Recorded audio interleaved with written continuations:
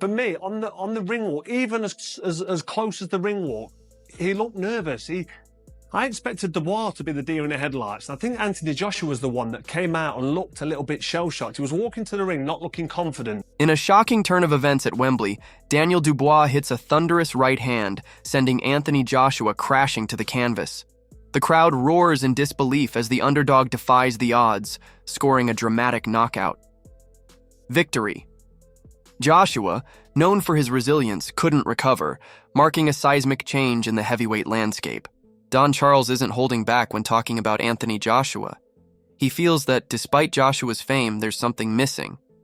Charles thinks Joshua gets too much attention just because of his name, not his recent performances. Understand and accept that Joshua is the draw. Worldwide, whoever he fights, he is the draw. Pointing out that Joshua's star power overshadows his skills. In his view, it's unfair that Joshua gets the attention even if he's not the best fighter in the ring anymore. Don Charles is irritated by the hype around Anthony Joshua. He thinks Joshua's stardom isn't based on talent anymore, but on people blindly following the buzz. Charles believes that people just repeat what they hear without thinking for themselves. Obviously, in the fight week, there's a lot of media obligations that the fighter has to do. And the training is normally trimmed down anyway to mere 20% of training every day from Monday to Thursday. Then it doesn't do anymore. So it was decided, we decided that I stay away so I don't give the fighter what I have, a bad flu. And which would hinder his performance, and which in some cases, if it's bad as I am, he can't fight. Then that whole show, can you imagine? Charles is dissing Joshua's fame, calling out fans for acting like sheep, blindly backing him. He thinks Joshua's popularity is more about hype than skill, suggesting that people don't question if Joshua is still at the top of his game. Donnie Charles reveals his clear and direct approach to preparing Daniel Dubois for the fight against Anthony Joshua. He stresses the value of ownership and confidence in the ring, ensuring Dubois is mentally ready to dominate. Complicated. The game plan is what you saw. Take charge. Take ownership. You own this ring. When we got in that ring, I said to him, this is your ring. It belongs to you. Okay?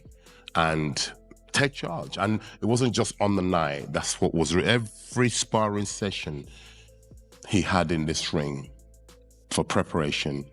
That was the mindset. We'd already rehearsed the whole thing, like you should do. And, we prepared for any eventuality. We're expecting the best Anthony Joshua. Yes. Sir, I'm not going to confuse it. The game plan is what you saw. Take charge, take ownership. You own this ring when we got in that ring.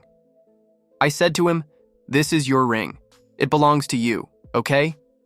Athlete, elite level. It performed, competed at a much higher level than Daniel Dubois. Yeah, from being an Olympic gold medalist, and his resume speaks for itself. Anthony, this is of the personnel he has fought in his career, and so we'd be foolish to have gone into that fight under preparing.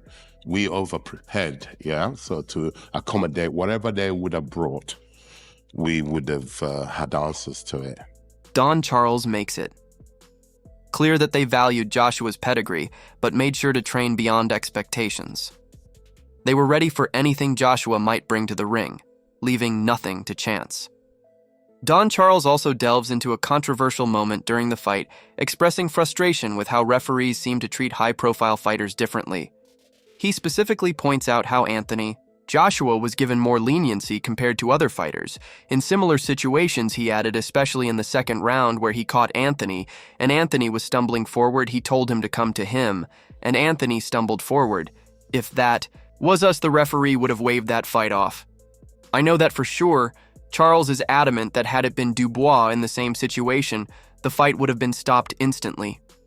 He believes Joshua's status influenced the referee's decision to let the fight continue, highlighting the unequal treatment based on fame, not performance. There's so much inconsistencies, and because the referee, in my opinion, is a human being. He panicked. He didn't know what the hell was going on. He's thinking, hang on a sec, this is not supposed to be happening. But guess what, my dear friend? It is happening. Don Charles spoke passionately about the unfair criticism and negative judgments aimed at Daniel Dubois before and after his fight. He believes much of the negativity stems from jealousy and bitterness, particularly from people who wanted Dubois to fail. Charles expressed frustration over the comments, saying, "People judge out of hate and jealousy. It's what they want to happen. There's been clear hate and jealousy towards him." While Charles claims the negativity doesn't bother him, personally, he's determined to shield Dubois from its effects. He emphasized that they've used the criticism as motivation to work harder and prove doubters wrong. Charles also called out Ben Davison and others for their overconfidence before the fight, which he believes contributed to their fighter's loss. He stated, "Their complacent attitude got their fighter beaten. Davison was so arrogant, saying, 'The fight could be over quickly.' Who are you to make such claims? Their attitude was their downfall."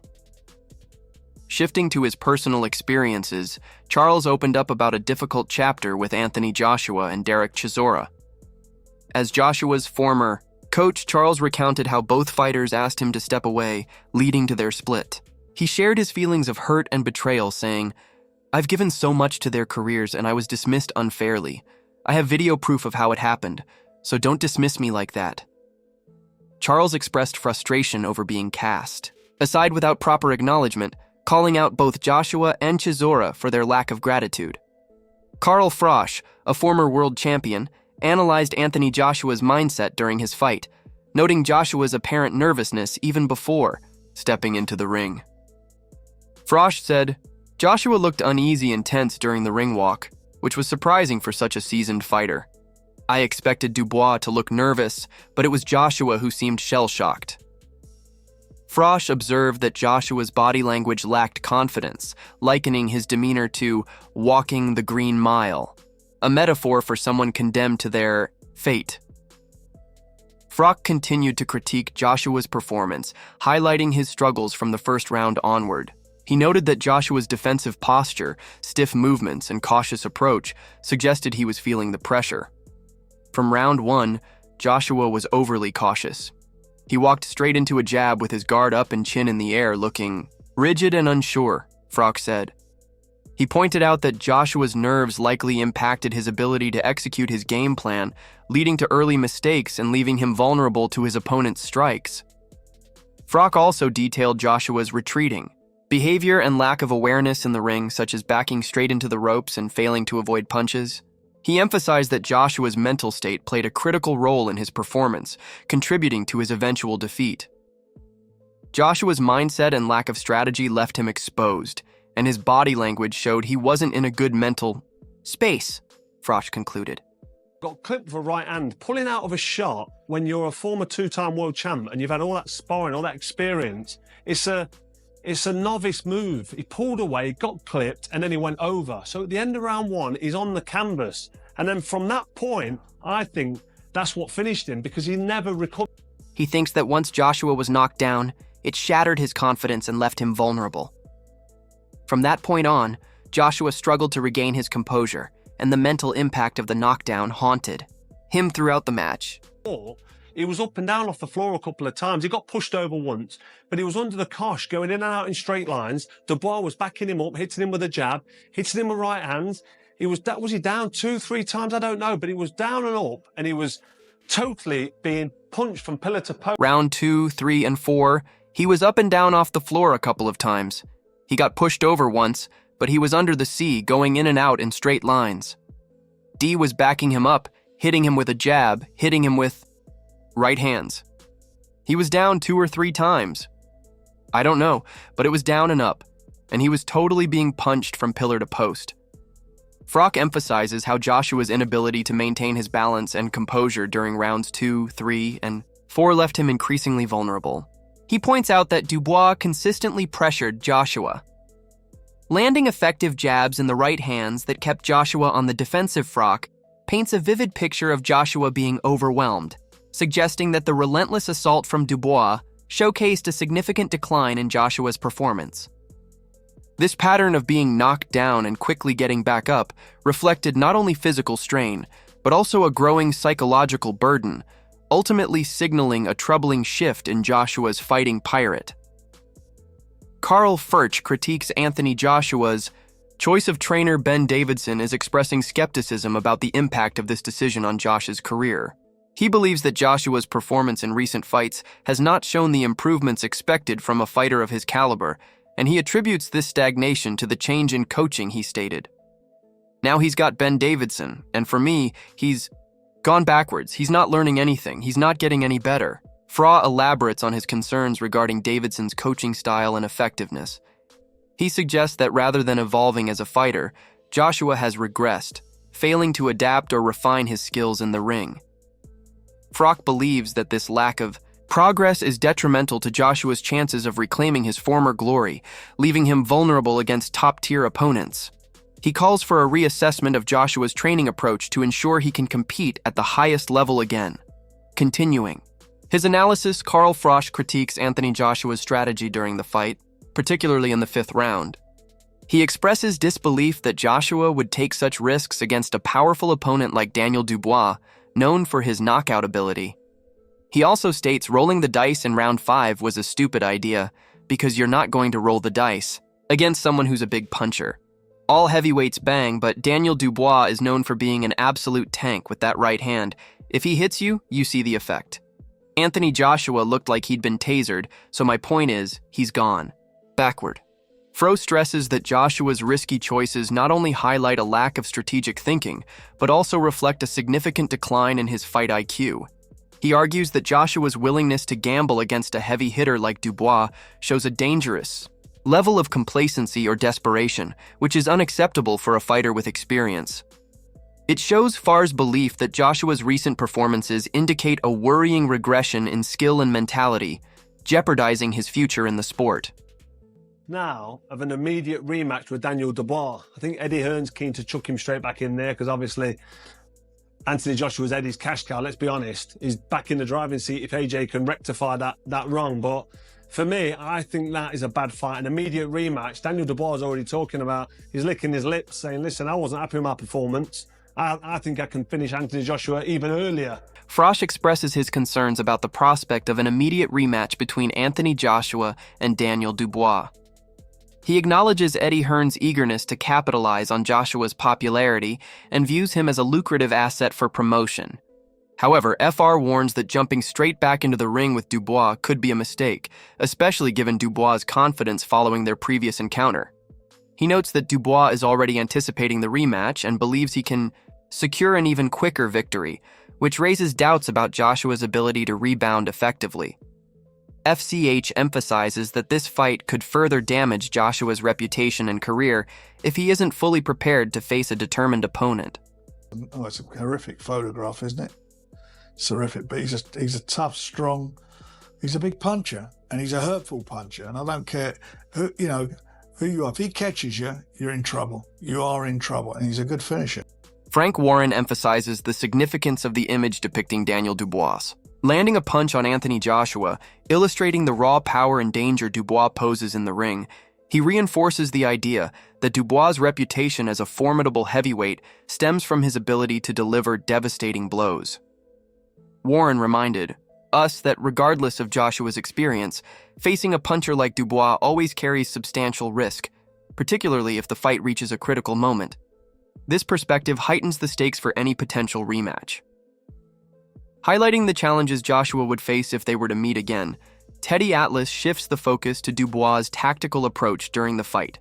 He highlights how Dubois strategically used his jab to create challenges for Anthony Joshua, preventing him from effectively timing his own counters. Atlas underscores the importance of distance management in heavyweight boxing, and how Dubois executed this aspect to his advantage. Atlas stated he came in behind the jab at the right distance where he could back up. Joshua made it hard for Joshua to time him with the right hands, making it difficult to put bugs on the windscreen, making it hard to see as he came in. He did that. Atlas elaborates on how this strategy not only disrupted Joshua's rhythm, but also forced him into a defensive mindset by effectively using his jab. Dubois created openings and minimized Joshua's offensive chances. Illustrating a calculated approach to the fight, this analysis reinforces the idea that DUI's success was not just about raw power, it was also about intelligent ring generalship, making him a formidable opponent in their matchup. the end of the day, yeah, he hit him a right hand. Yeah, Joshua showed his flaws, technical flaws. And anytime a guy gets knocked out, in my business, it's usually, yeah, the guy's got power, but it's usually because there was a flaw that the guy exploited that landed the punch. Teddy Atlas emphasizes that while power plays a crucial role in knockouts, it's often technical flaws in a fighter's technique that lead to their downfall. He notes that Anthony Joshua's vulnerabilities were evident during the fight, suggesting that Dubois capitalized on his weaknesses to deliver the decisive blow. A flaw, and the flaws of Joshua definitely were exploited by Dubois, but again, it wasn't that. It was that, but it wasn't.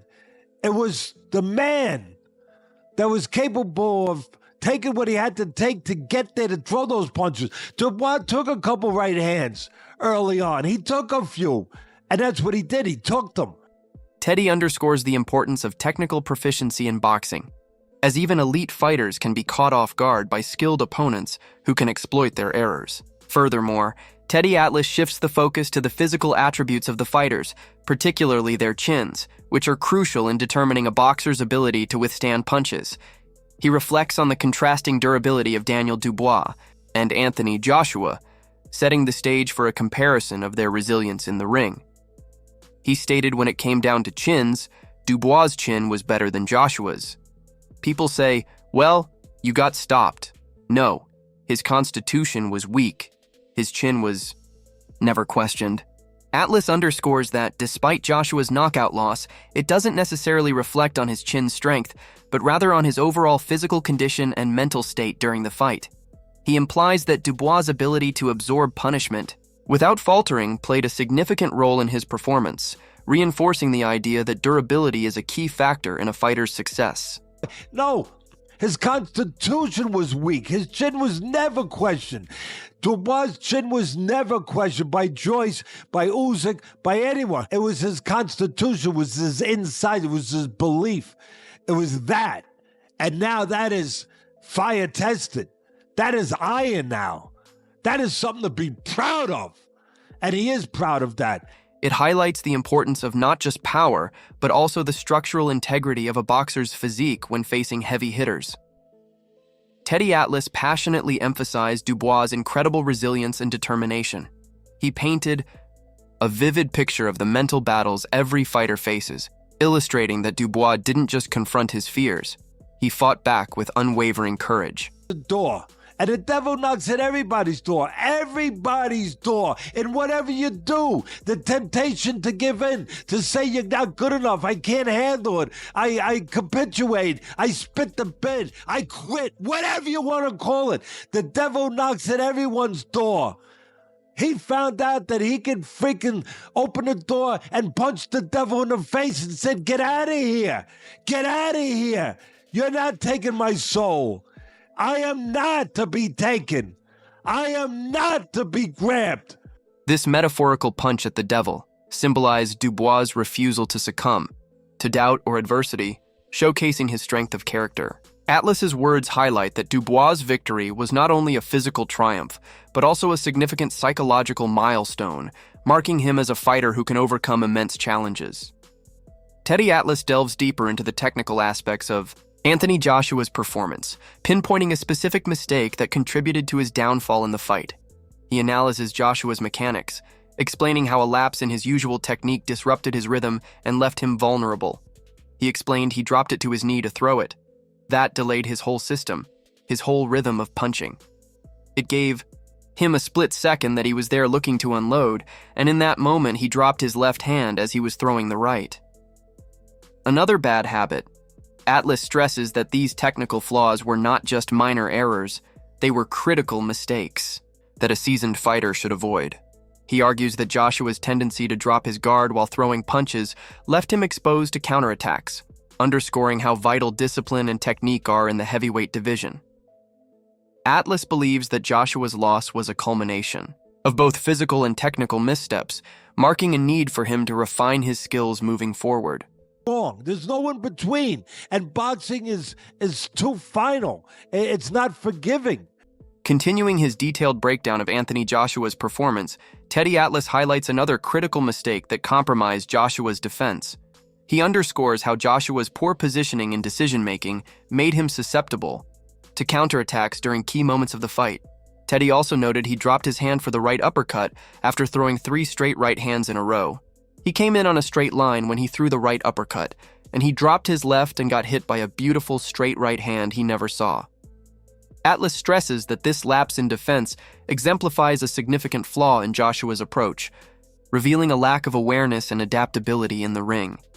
He points out that such oversights can be catastrophic at the elite level, where opponents capitalize on every opening.